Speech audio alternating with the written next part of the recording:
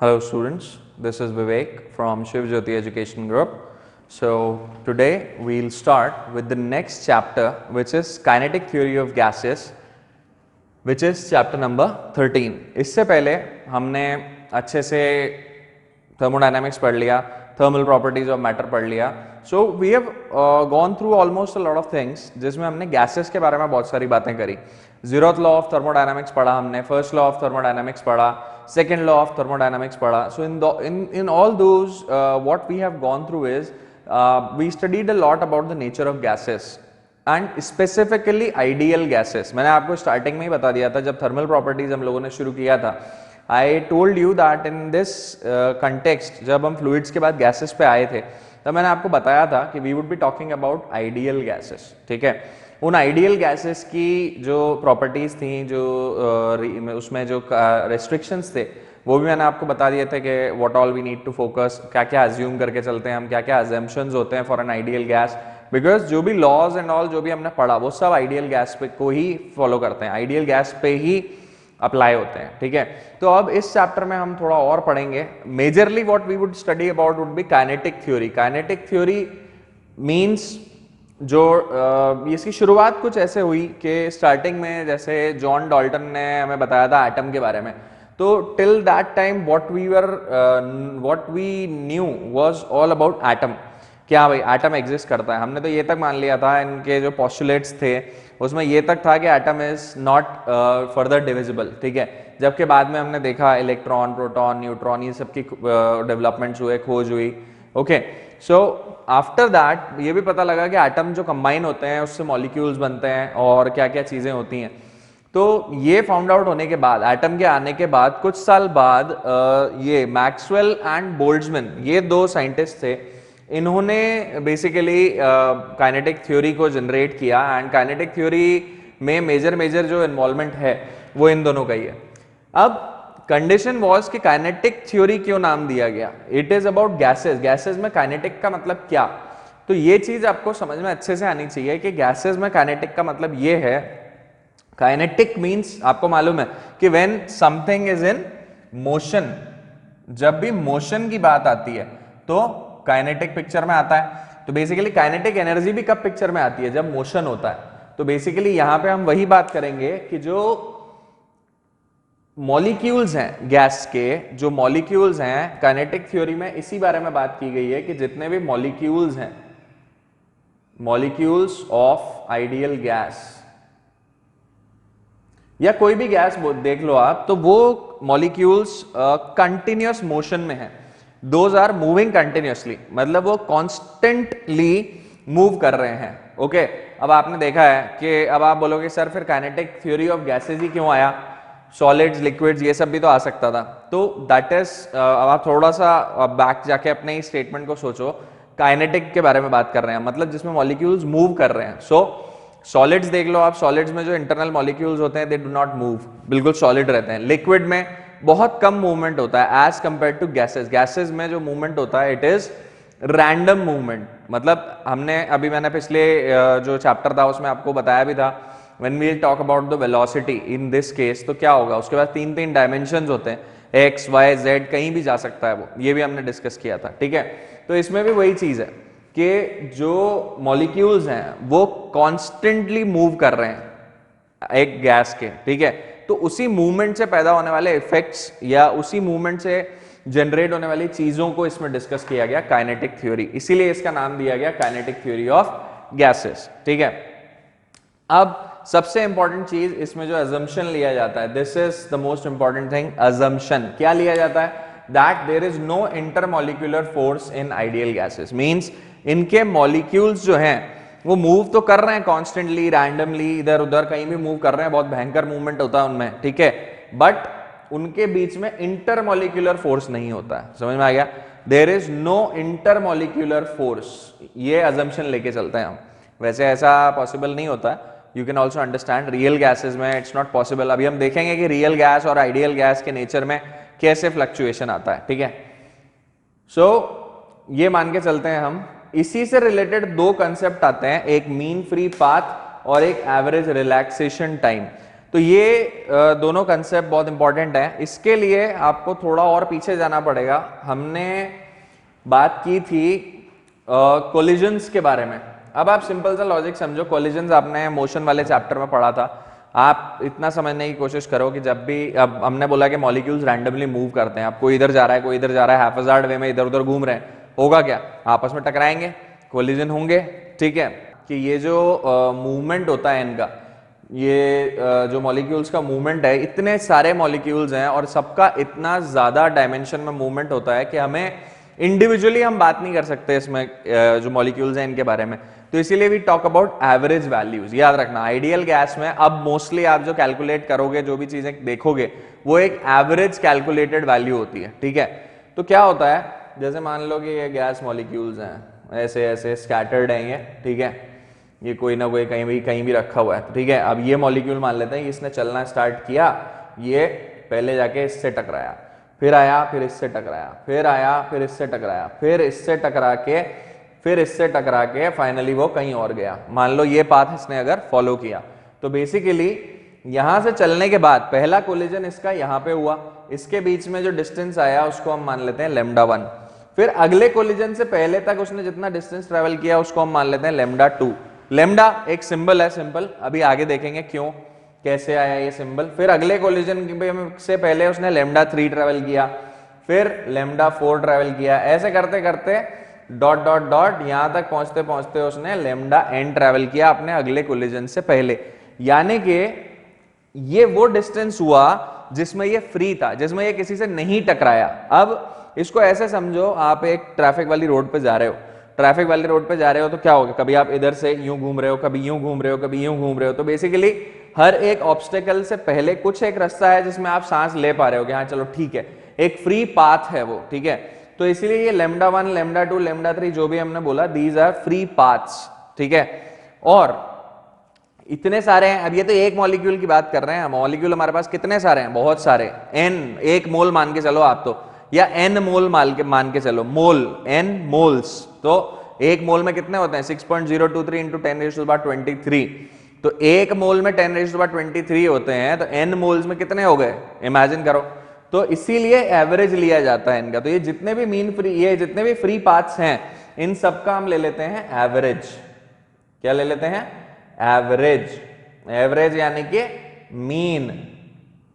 तो इसीलिए इस पाथ को जिसका मीन निकाल रहे हैं हम, उसे बोला जाता है मीन फ्री पाथ। यहां पे देखो टॉपिक लिखा हुआ है, ये रहा, मीन फ्री पाथ। तो ये मीन फ्री पाथ का मतलब कि ये जितने भी सारे फ्री पाथ थे, इन सब का हम मीन ले लेंगे, एवरेज ले लेंगे, एंड उसे हम कहेंगे मीन फ्री पाथ। हुआ क्या, ये समझ में आ गया कि भाई एक मॉलिक्यूल के पास दो कोलिजन के बीच में, भाई एक कोलिजन से निकला और दूसरे कोलिजन तक पहुंचने से पहले का जो डिस्टेंस उसने बचा है, उसके बाद फ्री है, जो जिसमें वो टकराया नहीं किसी से, वो क्या कहलाएगा, फ्री पाथ। मतलब टू सक्सेसिव कोलिजन्स, ये पहले टकराया था यहाँ पे और इसके बाद अब यहां जाके टकराएगा, तो एक कोलिजन दूसरा कोलिजन, तो the distance between two successive collisions, और ऐसे डिस्टेंस का मीन, ऐसे डिस्टेंसेस का mean is called mean free path. यानी कि λ1 plus λ2 plus dot dot dot plus λn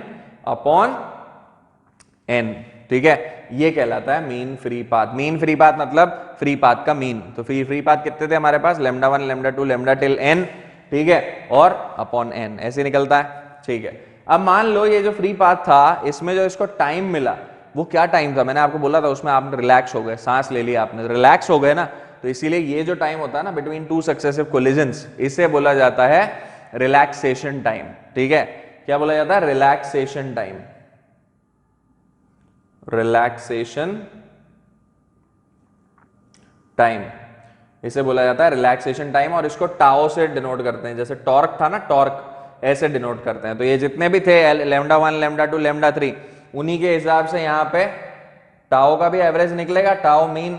अच्छा, इसको λm से रिप्रेजेंट किया जाता है, यानी कि मीन फ्री पाथ, ठीक है। नाउ टाओ m क्या हो गया, टाओ m बेसिकली हो जाएगा आपका tau 1 plus tau 2 plus tau 3 dot dot dot plus tau n upon n, तो ये हो जाता है एवरेज रिलैक्सेशन टाइम। ये ध्यान रखना, इसे रिलैक्सेशन टाइम बोलते हैं और इसको मीन फ्री पाथ बोलते हैं। तो मीन फ्री पाथ का फॉर्मूला ये रहा और एवरेज रिलैक्सेशन टाइम का फॉर्मूला ये रहा। ठीक, मीन का लॉजिक समझ में आ गया। तो इतने सारे मॉलिक्यूल्स होने की वजह से ही हम इसको लेके चलते हैं as a average value. Average value इसीलिए कैलकुलेट होती है। ठीक है, ओके। सो ये चीज वो है जहां से काइनेटिक थ्योरी स्टार्ट होगी। अभी काइनेटिक थ्योरी आई नहीं है, अभी तो मैंने सिर्फ आपको लॉजिक बताया है कि काइनेटिक थ्योरी क्या है। काइनेटिक थ्योरी क्या है भाई? मॉलिक्यूल्स के मोशन की वजह से पैदा होने वाले जो इफेक्ट्स हैं उनकी study is kinetic theory. But अभी आगे देखेंगे, अभी कुछ चीजें और हैं जो उससे पहले आई हैं, जैसे मीन फ्री पाथ आ गया आपको समझ में। Next would be Boyle's law and Charles law.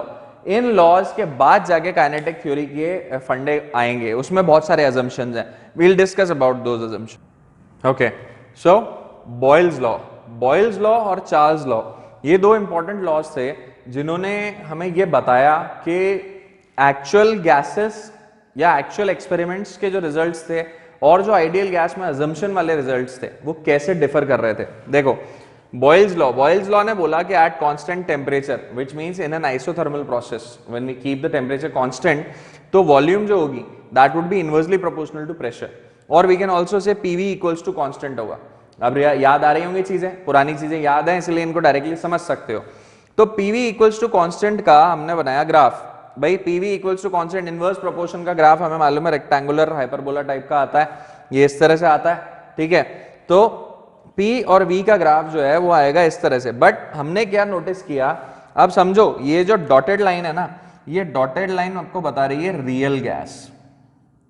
Real gas मतलब ये जो एक्सपेरिमेंट्स किए गए उनके रिजल्ट्स हैं, और ये जो सॉलिड लाइन है, ये सॉलिड लाइन है आइडियल गैस कि मतलब आइडियल गैस के हिसाब से ये जो T1 टेम्परेचर है उस पे जो प्रोपोर्शनल होना चाहिए था इस लॉ के हिसाब से, वो बिल्कुल ऐसा कैसा जाना चाहिए था। बट जब एक्सपेरिमेंट्स हुए, जब रियल गैस के साथ में एक्सपेरिमेंट्स किए गए which was not an ideal gas, तो हमें रिजल्ट्स कुछ ऐसे मिले डॉटेड लाइन के हिसाब से। ठीक है, बट जब एक टेम्परेचर हमने T2 लिया which is less than T1, उस टेम्परेचर पे क्या हुआ, उस टेम्परेचर पे ये देखो, यहां डिफरेंस देखो और यहां डिफरेंस देखो।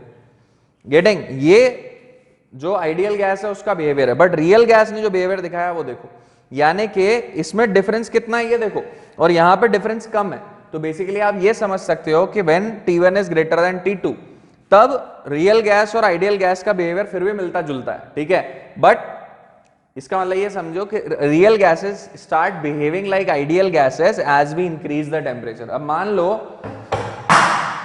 अब मान के चलो, अगर यहां पे मैं रियल गैस हटा देता हूं, रियल गैस हटा के अगर मैं यहाँ पे एक और हायर टेम्परेचर ले लेते हैं, हम यहाँ पे और ऊपर ले लेते हैं, तो और ऊपर अगर ले लेंगे तो इस पे जो ग्राफ बनाएंगे वो कैसा होगा, वो बिल्कुल ऐसा होगा, और ये जो डॉटेड लाइन आएगी वो और क्लोज आएगी इससे। ठीक है, कोई टेम्परेचर T0 अगर हम ले लें इससे, इन दोनों से ज्यादा, T1 और T2 से ज्यादा, तो वहां पे ये ग्राफ और क्लोज आएगा। ठीक है, because real gases start behaving like ideal gases at higher temperatures. ठीक, सेम लॉजिक हमारा चार्ल्स लॉ ने भी प्रूव किया। कैसे? चार्ल्स लॉ ने बोला कि at constant pressure V is directly proportional to T, volume is directly proportional to temperature at constant pressure. इसका मतलब V1 by T1 equal to V2 by T2। इसका भी जब ग्राफ बनाया गया तो ये देखो ग्राफ ऐसा आया, V और T के बीच का जो ग्राफ आया, अब डायरेक्टली प्रोपोर्शनल का मतलब स्ट्रेट लाइन होता है ग्राफ। ठीक है, ये चीजें क्लियर होनी चाहिए आपको। तो ये थी हमारी आइडियल गैस और ये हमारी रियल गैस। तो देखो जैसे जैसे टेम्परेचर बढ़ रहा है वैसे वैसे ही हमारी रियल गैस आइडियल गैस की तरफ जा रही है।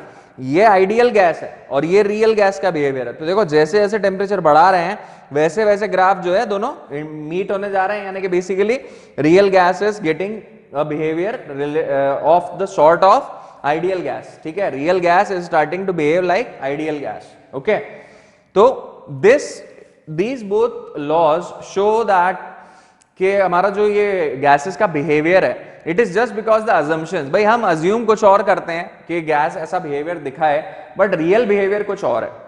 ठीक है, so this is what was shown by the laws, and अब इन दोनों को कंबाइन करके देखते हैं क्या आता है। ओके, सो इन दोनों लॉस को अगर हम कंबाइन कर दें तो ये देखो V is inversely proportional to pressure and V is directly proportional to temperature.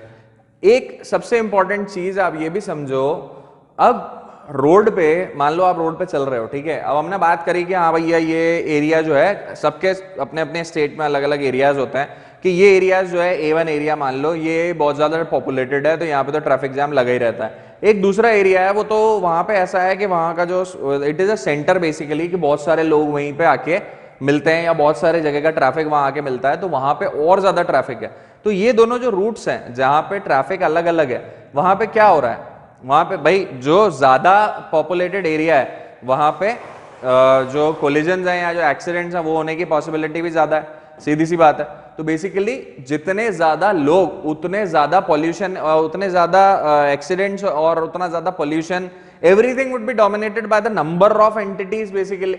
तो number is a very big thing, मतलब जितने ज्यादा मॉलिक्यूल्स उतना ज्यादा बिहेवियर में चेंज, ठीक है। तो ये जो वॉल्यूम है that is also directly proportional to number of moles. Number of moles बढ़ा दोगे तो वॉल्यूम बढ़ जाएगी ना, या नंबर ऑफ मोल्स घटा दोगे तो वॉल्यूम घट जाएगी।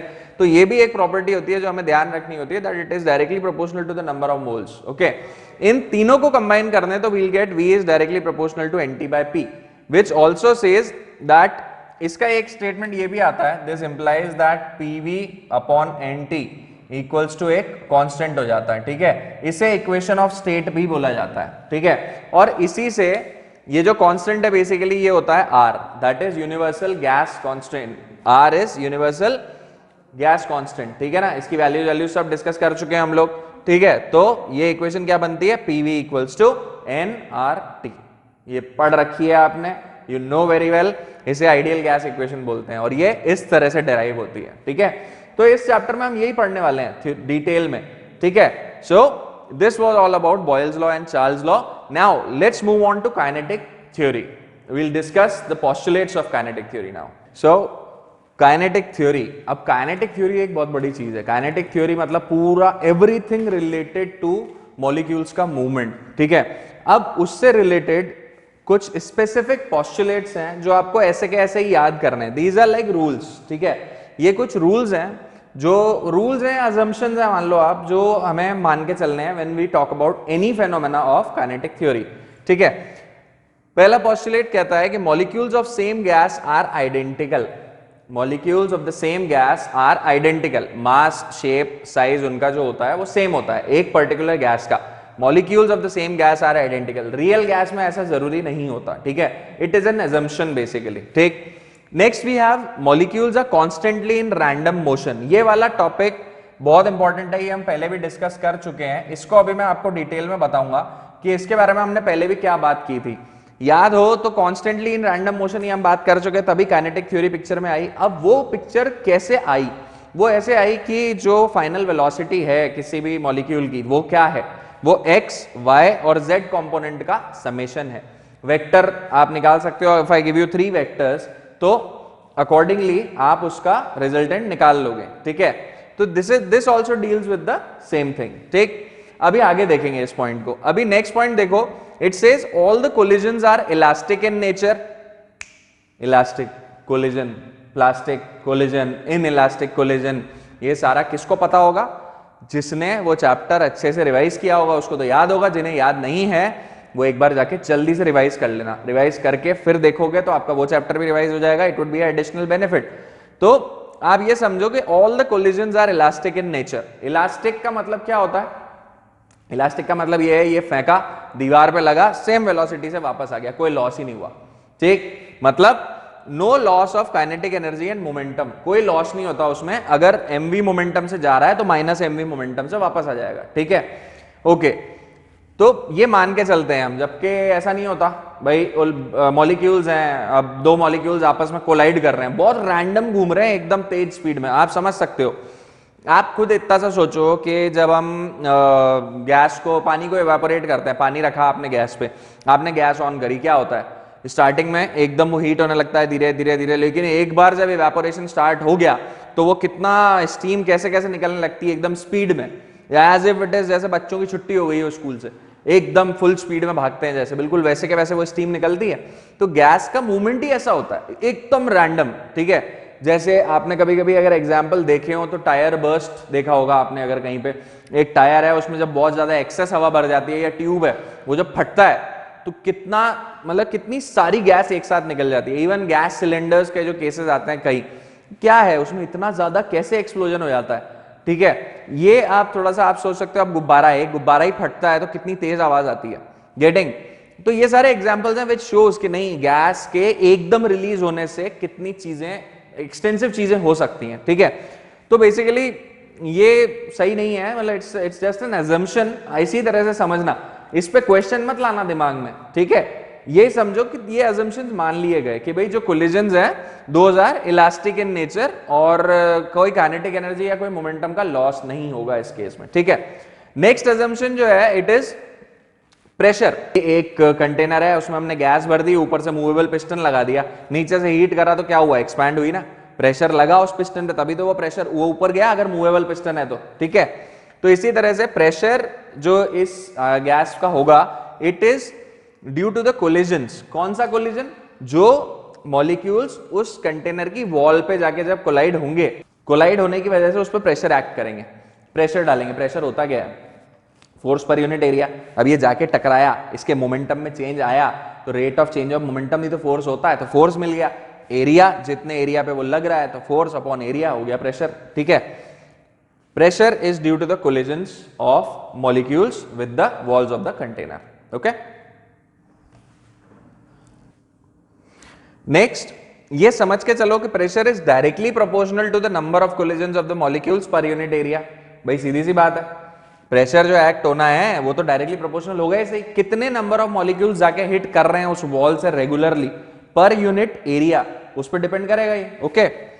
Next we have kinetic energy of the gas depends only upon the temperature. ये अभी हम आगे देखेंगे, अभी एक डेरिवेशन में आप लोगों को करवाऊंगा, उस डेरिवेशन के थ्रू बहुत सारी चीजें खुलेंगी, बहुत सारी नई इक्वेशंस आपको समझ में आएंगी, बहुत सारे पुराने लॉजिक्स क्लियर होंगे। वहां पे ये लॉजिक भी क्लियर होगा कि kinetic energy of a gas depends only upon the temperature, it do not depends on the nature of gas.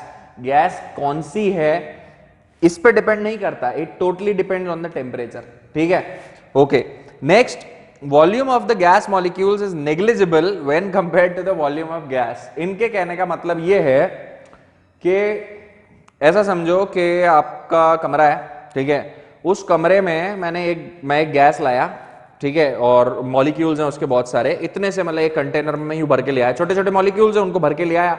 अब क्या होगा, मैंने उसको एक कोने में रख दिया आपके कमरे के और छोड़ दिया, क्या होगा, वो सारे के सारे फैल जाएंगे, पूरे कमरे में गैस ही गैस, ठीक है। तो इनका कहना ये है, इन्होंने ये अज्यूम कर लिया कि वो जो मॉलिक्यूल्स हम लाए थे ना उनकी वॉल्यूम और उनको छोड़ते ही जो गैस हो गई पूरे इसमें फैल गए जब ये, तो ये पूरी वॉल्यूम ये बहुत मतलब इसमें कोई कंपैरिजन ही नहीं हो सकता। ये कह रहे हैं कि वो जो मॉलिक्यूल आप लाए थे उनकी जो वॉल्यूम थी जरा सी, it is negligible as compare to the volume of the gas. भाई जो मॉलिक्यूल्स लाए वही तो फैले, उन्हीं वही तो गैस हैं। तो ये पॉइंट भी it is just like you just need to remember as an exception of और postulate of kinetic theory of gases, क्या कि volume of gas molecules is negligible when compared to the volume of the total gas, ठीक है। Last exception, last assumption is वही जो हम पढ़ चुके हैं, that there is no intermolecular force of attraction, मतलब मॉलिक्यूल्स में आपस में कोई फोर्स ऑफ अट्रैक्शन नहीं है, ठीक है। This is the last one, okay. So postulates में पोस्टुलेट्स का लॉजिक समझ में आ गया। अब काइनेटिक गैस इक्वेशन करके एक टर्म आती है which says this, PV equals to 1/3 mn/URMS²।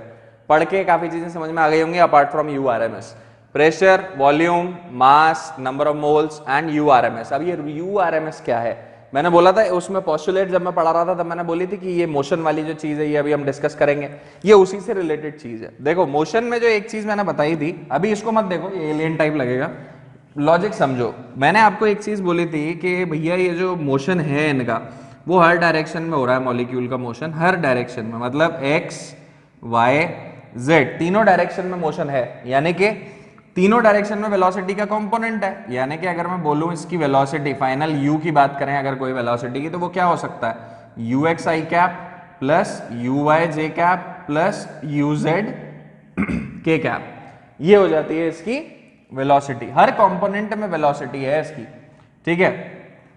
तो अगर ये u का रिजल्टेंट हम निकालें तो u का रिजल्टेंट कितना आता है, आपको याद होगा, ये हो जाता है ux का स्क्वायर प्लस uy का स्क्वायर प्लस uz का स्क्वायर, ठीक है, यही हो जाता है रिजल्टेंट इसका। वी नो दिस, ux का स्क्वायर प्लस uy का स्क्वायर प्लस uz का स्क्वायर, क्लियर है, ओके। अब यहां पे इसको हम ऐसे भी तो लिख सकते हैं ना, u स्क्वायर बराबर ux square plus uy square plus uz square, ये भी लिख सकते हैं। अब हमने अभी अभी बात करी कि एक मॉलिक्यूल नहीं है, मोल्स में है, 10 की पावर्स में मॉलिक्यूल्स हैं, तो इसीलिए हम एवरेज क्वांटिटी बात करेंगे। तो when we talk on average terms, तो इन दैट केस ये जितने भी कंपोनेंट वेलोसिटीज है ना, ये ऑलमोस्ट बराबर ही आ जाती हैं, ux बराबर uy बराबर uz ही हो जाता है। इसको आप कुछ भी, जैसे लेट्स से इसको हम कुछ u बोल देते हैं, और यहाँ पे जो वैल्यू है इसको हम कुछ रिजल्टेंट बोल देते हैं, ur रिजल्टेंट, ठीक है। तो हमारे पास क्या आ जाएगा, ध्यान से देखो, u स्क्वायर, तो क्या आ जाएगा, 3u स्क्वायर आ जाएगा। तो this implies ur square equal to कितना आ जाएगा, 3u स्क्वायर, ठीक है। ये वेलोसिटी की टर्म में जब कैलकुलेशंस होती है तो होता है, ठीक है। तो इस तरह से ये जो मोशन है मॉलिक्यूल्स का, वो इस तरह से डील किया जाता है। एंड URMS होता है रूट मीन स्क्वायर। अब रूट मीन स्क्वायर क्या है, ये जैसा कि फॉर्मूला दिख रहा है सामने सामने, ये चीज याद रखना बस, ये अभी आगे जब डेरिवेशन करेंगे ना इस चीज का, उसमें काम में आएगा, ठीक है। तो ये चीज ध्यान रखना बस, ठीक है, ओके। इसके अलावा रूट मीन स्क्वायर जो चीज है, रूट मीन स्क्वायर जो टर्म है वो क्या होती है, उसको समझ लो थोड़ा सा।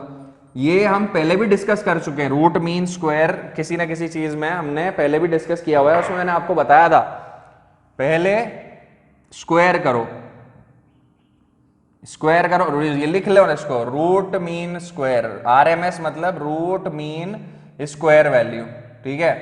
पहले स्क्वायर करो, फिर उसका मीन करो, फिर उसका रूट ले लो, यानी कि स्क्वायर करने का मतलब जितनी भी वेलोसिटीज हैं इंडिविजुअल, सबका स्क्वायर कर दिया, u1 square plus u2 square plus u3 square plus dot dot dot till un square. अब n टर्म्स का मीन करना है, मीन क्या होता है, नेक्स्ट स्टेप में मीन किया, मीन क्या होता है, अपॉन में n लगा दिया, देन रूट, इनका रूट, तो ये इनका रूट, इसे कहते हैं हम URMS। अगेन एक और एवरेज वैल्यू, जैसा हमने देखा ना रिलैक्सेशन टाइम और मीन फ्री पाथ वाला लॉजिक, ये भी एक एवरेज वैल्यू है जिसमें we calculate the root mean square value and इससे रिलेटेड। अब इसका यूज इस फॉर्मूले में कैसे करना है वो हम इसके डेरिवेशन में देखेंगे, ओके।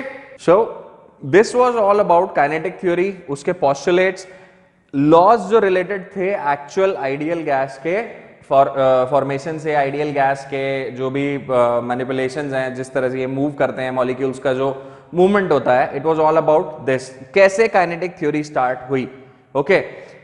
फॉर्मूले का डेरिवेशन जो मैंने बताया, काइनेटिक गैस इक्वेशन, ओके, वो हम नेक्स्ट पार्ट में डिस्कस करेंगे। टिल देन इस पार्ट को अच्छे से देखो, पुरानी चीजें रिवाइज करो and study well. Thank you.